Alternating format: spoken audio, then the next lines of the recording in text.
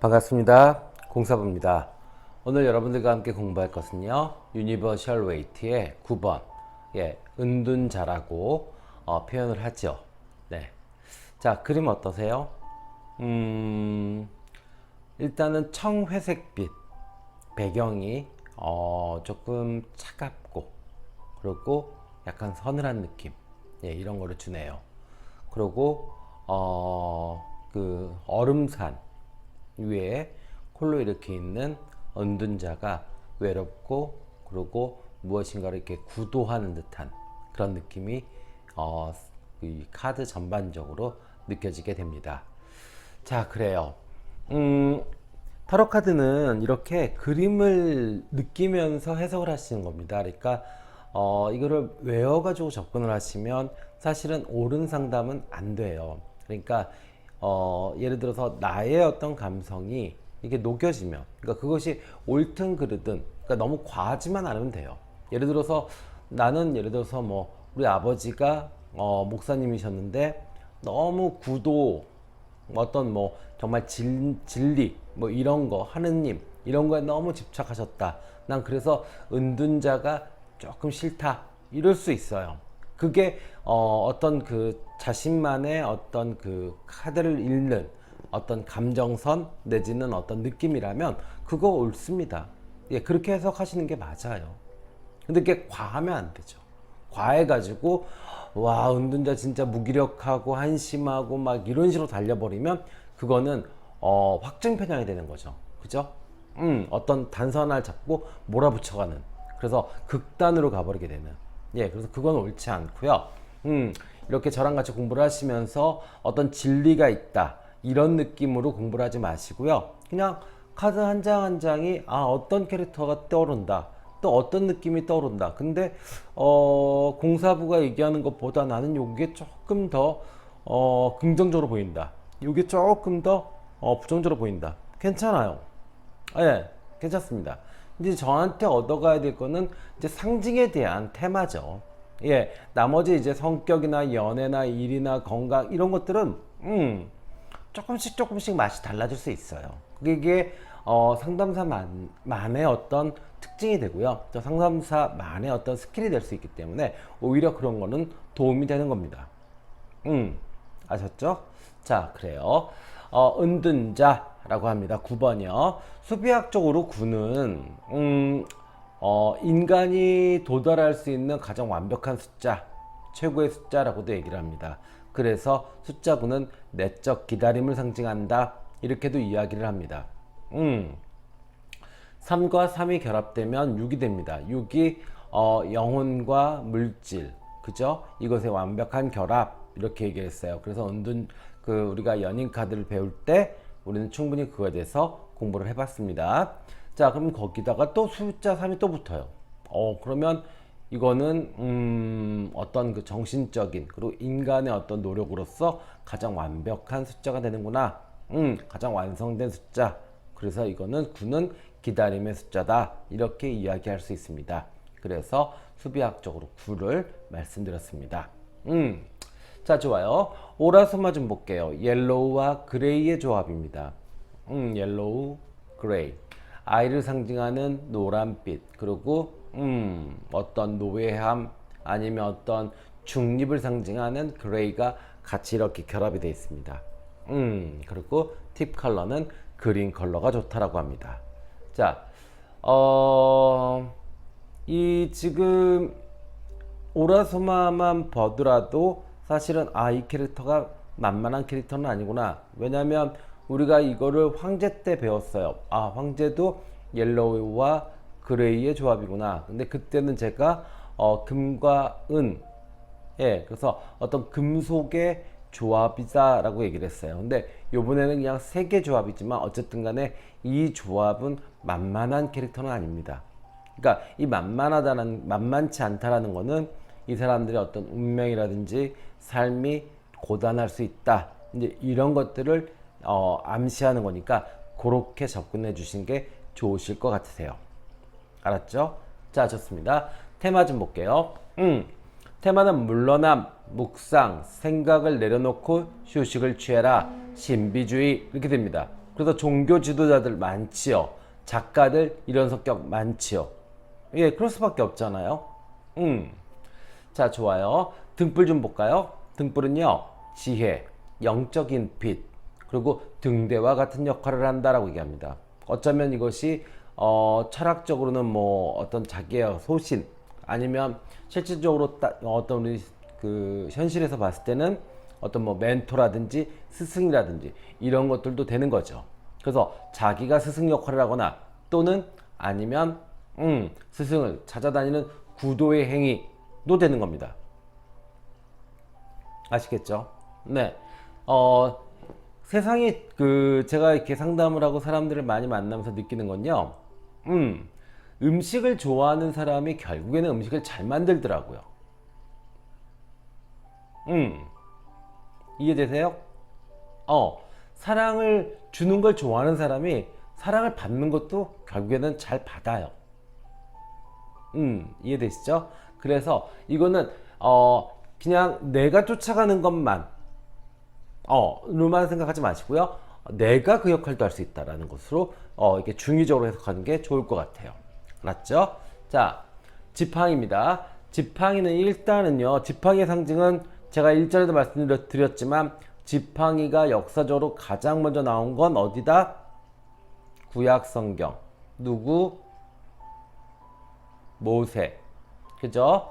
그래서 이것은 마법사의 도구다라고도 하고요. 그 다음에 고독과 험난한 여정을 상징하기도 한다.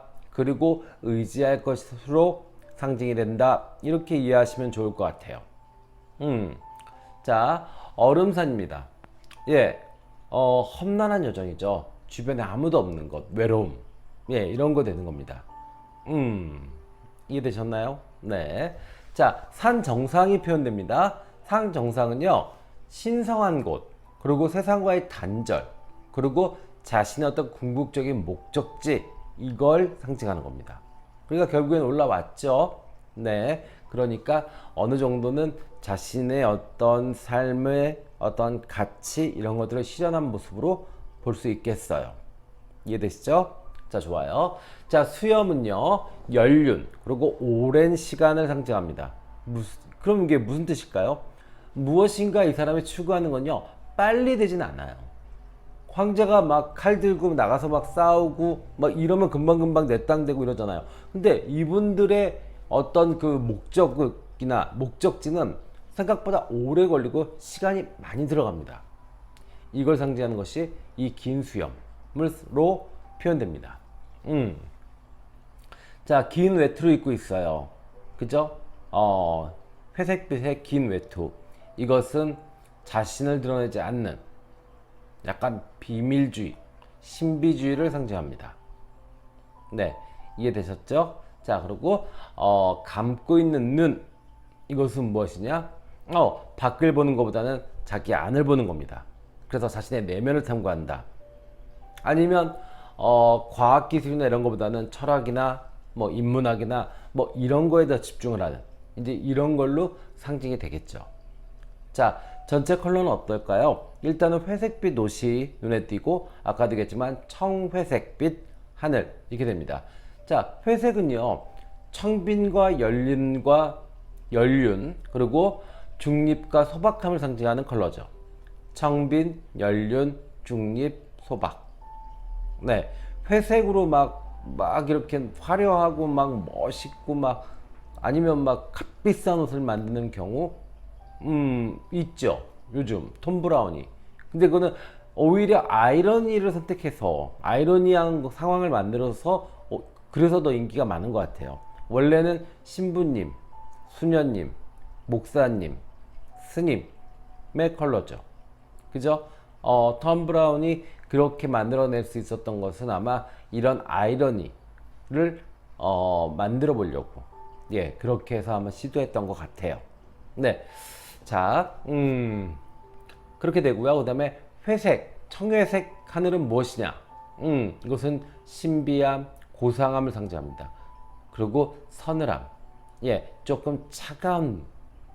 이런 분들은 낯을 많이 가리기 때문에요, 쉽게 친해지기 어렵습니다. 약간 외골수 기질이 있죠. 자기가 좋아하는 거, 자기가 연구하는 거, 아니면 자기가 만났던 사람들 위주로 만나기 때문에 이럴 수밖에 없어요. 아셨죠? 자, 그러면 성격에 대해서 공부 좀 해볼게요. 자, 내성적인 성격이다, 보수적인 성격이다, 그리고 은둔자적 조언자다, 조력가이고 완벽주의자이다. 신중한 성격으로 타이밍을 놓치기도 잘합니다. 그러니까 너무 완벽하려고 하다 보니까 조심스러운 거죠. 그러다 보면 타이밍을 잘 놓칩니다. 이해되셨죠? 자, 연애 좀 볼게요.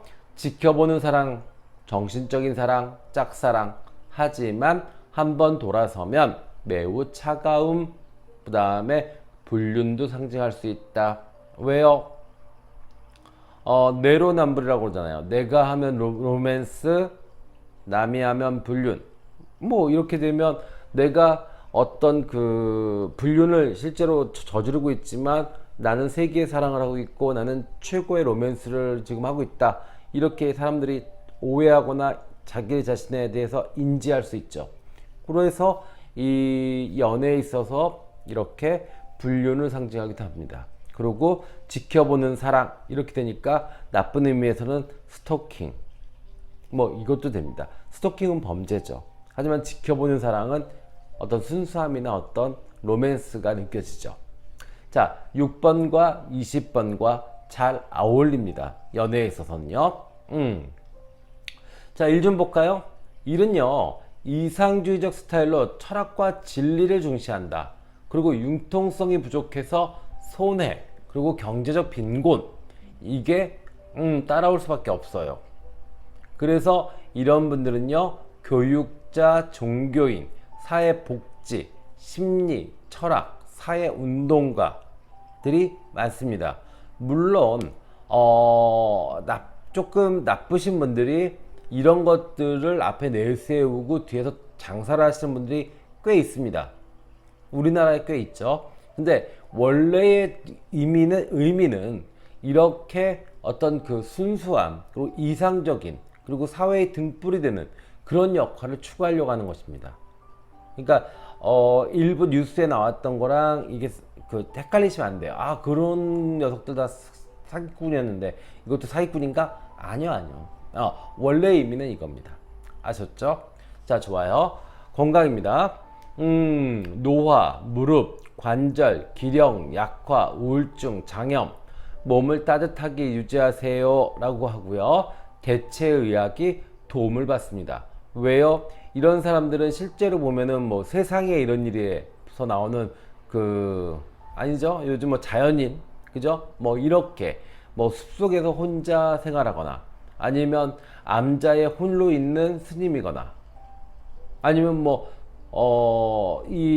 같이 우리랑 있지만 이 도시에 있지만 어떤 그 밀폐된 공간, 뭐 수도원 같은 데서 기도하시는 신부님이나 어떤 그 수도사 이럴 수도 있고 아니면 일반적으로 그냥 작가가 돼서 일부러 차단하는 경우도 있고요.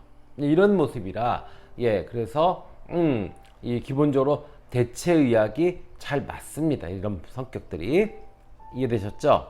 자, 그래서 우리가 그래요. 어떤 사람은 똑같이 아파도 어떤 사람은 꼭 양방의 도움을 받아야 되는 대체약이 잘 안 먹히는 사람이 있고요.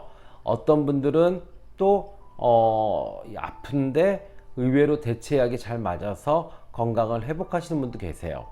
그게 각각 체질일 수도 있고 아니면 그분의 특성일 수도 있는데 이분들은 대체약이 잘 맞습니다. 자, 좋아요. 그 다음엔요 명상법은 촛불 명상법이 좋다고 합니다. 촛불 명상법. 그리고 아로마는 타로스타 타로스타 다음 카페에 잘 정리해놨으니까 방문하셔서 한번 확인해 주세요. 아셨죠? 자, 그 다음에 INTP형이 있습니다. INTP형 무엇이냐?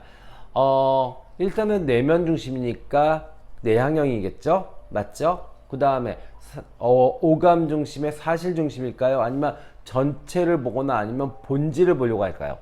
당연히 N이겠죠. 직관형. 맞죠? 그 다음에 막 느낌대로 행동할까요? 아니면 생각을 할까요? 사고를 할까요? 당연히 사고하죠. 하나 마지막에 판단형이 아니라 P형, 인식형이 됩니다. 왜? 이 사람들은 계획해가지고 딱 처리하는 것보다는 그때그때마다 어떤 필요한 것, 그때그때마다 중요한 것을 먼저 처리하는 성향을 갖고 있습니다. 그래서 INTP형이라고 합니다. INTP형은요, 논리적인 사색가, 그리고 아이디어 뱅크라고 합니다. 그러면 아마 은둔자에 대해서 잘 이해가 되실 겁니다. 네. 자, 항상 말씀드립니다.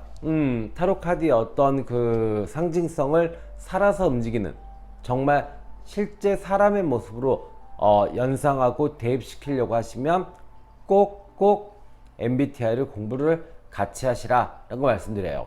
그래서 MBTI에서 지금 은둔자 INTP형을 인터넷에서 검색하셔서 한 번 정도 쭉 보세요.